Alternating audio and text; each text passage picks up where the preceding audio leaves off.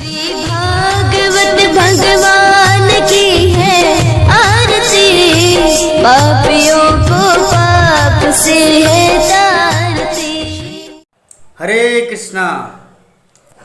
आप सभी भक्तों को श्रीमद् भागवतम के सत्र में हार्दिक अभिनंदन और सुस्वागतम।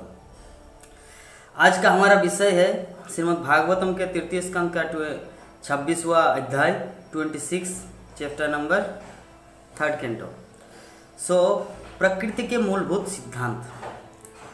भगवान कपिल अपनी माता देवहूति को बिंदु सरोवर के तट पर जो सनातन धर्म और सांख्य योग की फिलोसॉफी, भक्ति योग की जो शिक्षाएं दे रहे हैं, तो उनमें से अभी उनकी माँ को बोले कि हे माता, अब मैं तुमसे वो परम सत्य के विषय में बताऊंगा जिसे जानने पर कोई भी प्रकृति के प्रभाव से मुक्त हो सकता है। तो कपिल देव अपनी माता को बोल रहे कि वो परम सत्य, वो दिव्य ज्ञान, वो तत्व मैं आपको बताऊंगा जिसे जानने पर, जिसको जान लेने पर क्या होगा? प्रकृति के प्रभाव। प्रकृति के प्रभाव क्या है हमारे जीवन के साथ? प्रकृति के प्रभाव ये है कि हम लोग 3 गुणों द्वारा बद्ध है, सतगुण, रजोगुण और तमोगुण। और ये गुण हम लोग को कभी ऊपर ले जाते हैं तो कभी नीचे तो कभी मिडिल। जघन्य गुण वृत्तस्थ अधोगच्छन्ति तामसा। तो इसी प्रकार व्यक्ति प्रकृति के प्रभाव से मुक्त हो जाएगा। वो कैसे, किस प्रकार से? वो है परम तत्व, परम सत्य का ज्ञान, भगवत संबंधित ज्ञान। तो कपिल देव बता रहे कि आत्म साक्षात्कार, ये जो सेल्फ रियलाइजेशन है, मनुष्य जीवन मिला है, उसका एकमात्र सिद्धांत है आत्म साक्षात्कार करना। जीवन की परम सिद्धि है आत्म साक्षात्कार करना। तो आत्म साक्षात्कार की चरम सिद्धि क्या है? ज्ञान।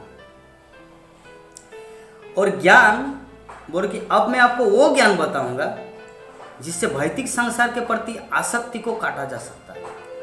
हमारे ये जो भौतिक प्रकृति है, मैटेरियल नेचर, इसमें हर कोई बद्ध हो जाता है। कल के क्लास में मैंने बोला था कि किस प्रकार इंद्र सुअर बन गया था और यहाँ पर धरती लोक में आके मल खा रहे थे, हैबिचुएटेड हो गया था, वो अभ्यास रहता। तो अभी विषय वस्तु है कि उस भौतिक प्रकृति से कैसे मुक्त हुआ जा सके। तो भौतिक प्रति की आसक्ति, जैसे मान लीजिए कोई बच्चा है तो अपने माँ के प्रति आसक्त है, कोई पिता है तो अपने बच्चे के प्रति आसक्ति है, स्त्री है तो अपने पतिदेव के प्रति आसक्ति है। ये जो मेटेरियल अटैचमेंट, तो इसको कैसे काटा जा सकता? क्योंकि जब तक ये काटा नहीं, जब तक ये छेदन नहीं होता, तब तक कोई भगवत धाम को नहीं जा सकता। भगवान के धाम को प्राप्त करना असंभव है। तो इसीलिए यहाँ पर कपिल देव बोले कि आत्म साक्षात्कार का अंतिम परिणति क्या है? ज्ञान। और ज्ञान क्या है? वो कौन सा ज्ञान है? वैसा ज्ञान जिसके माध्यम से संसार के प्रति आसक्ति को काटा जा सके। तो अभी Kapil Dev step by step एक एक करके बता रहे हैं कि विस्मृति के कारण जीवात्मा अपने आप को इस जगत का कर्ता मानता है। भगवत गीता में श्लोक है कि प्रकृति क्रियमाणानि गुणे कर्माणि सर्वश अहंकार विमूढ़ात्मा कर्ता हमिति मन्यते। मतलब प्रकृति के द्वारा ही सब कुछ कार्यमान चलायमान हो रहा है यह संसार। लेकिन जो मिथ्या अहंकार से प्रेरित है वो अपने आप को इस जगत का कर्ता मान लेते हैं। और कर्ता मानने का मतलब मैं प्रेसिडेंट हूँ, मैं टीचर हूँ, मैं समाज का माननीय व्यक्ति हूँ, मैं पिता हूँ, मैं माता हूँ। तो इस प्रकार जो कर्ता भाव कि मैं हूँ, तो इसे कहा जाता है ये विस्मृति के कारण होता है। क्योंकि जीवात्मा जब भूल जाता है अपने आप को कि मैं कृष्ण का दास हूँ, मैं आत्मा हूँ, तो वो इस जगत में अपने आप को बांध लेते हैं। और भौतिक चेतना ही जीवात्मा को इस जगत में बांध के रखता है। भौतिक चेतना, मेटेरियल कॉन्शियसनेस। कि मैं ये बॉडी हूँ, मैं ये शरीर हूँ, मेरा लक्ष्य है इंद्रिय तृप्ति करना, भोग करना। तो ये सब जब कपिल देव बता रहे थे तो उनकी माँ देवती बोले कि हे प्रभु, आप परम पुरुष तथा उनकी शक्तियों का वर्णन कीजिए, क्योंकि मैं परम पुरुष भगवान की शक्तियों को एवं भगवान की महिमा को जानना चाहता हूँ।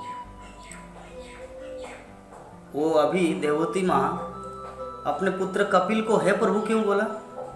मतलब उनको पता है दिस इज नॉट माई सन, ये मेरा पुत्र नहीं है, ये साक्षात भगवान है जो करुणावश मेरे पास आए हैं मुझे उद्धार करने के लिए, मुझे कृपा करने के लिए।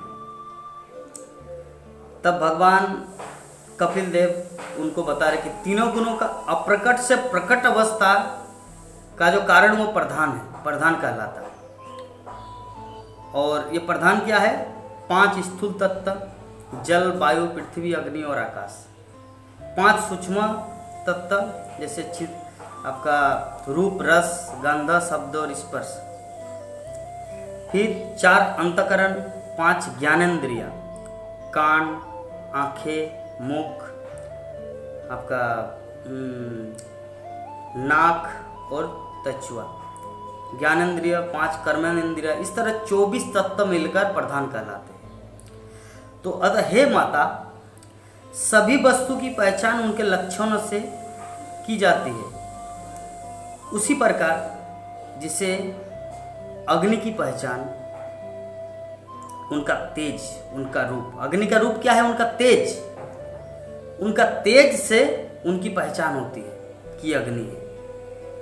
तो अभी विषय वस्तु है कि यद्यपि स्वाद एक है, एक स्वाद का विभिन्न रूप है। अन्य पदार्थों के संसर्ग से ये कभी कौशला, मधुर, तीखा, कड़वा, खट्टा तथा नमकीन, एक ही स्वाद का अलग अलग प्रकार से विभाग है। और यद्यपि गंध एक है, स्माइल, गंध, तो उसका भी अलग अलग प्रकार है। उसके अनुरूप विभिन्न पदार्थ के अनुरूप वो अपना सुगंध अपने आप को प्रकट करते हैं, यथा मिश्रित, सुगंधित, दुर्गंध, मृदु, तीव्र, अम्लीय इत्यादि।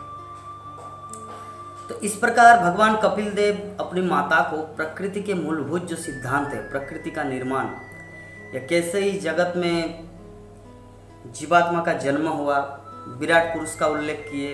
विराट पुरुष से ये अनंत कोटि ब्रह्मांड प्रकट हुआ। फिर ब्रह्मा का गर्भोदकशाही विष्णु से ब्रह्मा का प्रादुर्भाव हुआ। ब्रह्मा ने मनु महाराज को उत्पन्न किया, 4 कुमार, नारद, भगवान के 24 अवतार, इस तरह सब तत्व अपने माता को सुनाए, जो पहले अध्याय में हम लोग प्रथम स्कंद में वर्णन कर चुके।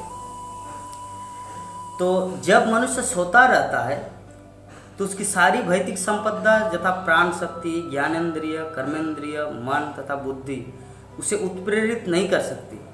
वो तभी जागृत हो पाता है जब परमात्मा उसकी सहायता करता है।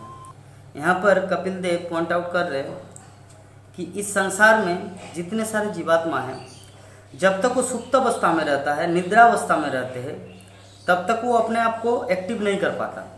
एक्टिव वो तभी होता है जब परमात्मा उसको संचालित करता है, क्योंकि हमारे अंदर प्राण शक्ति है, जीवनी शक्ति, ज्ञानेंद्रिय है, कर्मणेंद्रिय है, मन है, बुद्धि। तो ये सब रहने के बावजूद भी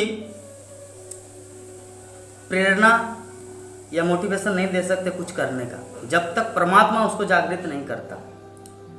वो परमात्मा मतलब भगवान श्री कृष्ण, जो हमारे हृदय में बैठे हुए, सर्वस्व चाहम हृदय सन्निविष्टम मत्त स्मृति ज्ञान अपोहनम च।